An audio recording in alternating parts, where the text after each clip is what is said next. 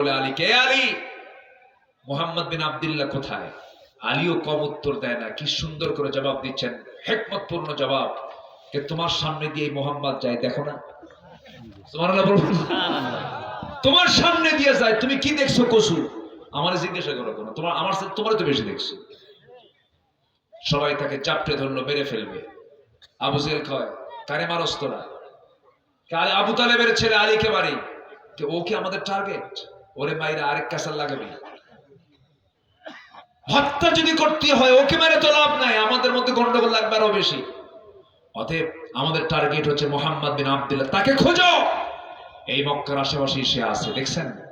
নেতা কাফের হোক, বুদ্ধি আছে না নাই? বুদ্ধি আছে না নাই? আবু জেহেলকে বোকা মনে করবো না। আবু জেহেল কিন্তু বোকা ছিল না, শুধু বোকা হয়েছে একটা কারণে। কিসের কারণে? কোরআন না মানার কারণে। কি হয়েছে?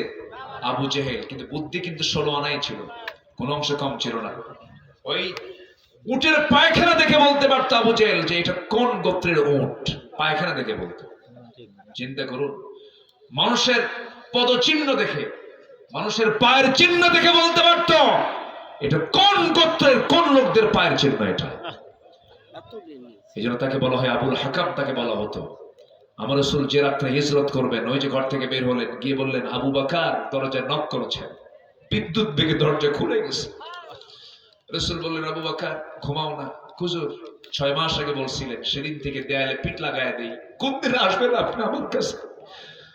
আমি দুটো তাজা উট মজবুত করে রেখেছি আপনার জন্য, আপনি যেভাবে যেতে চান।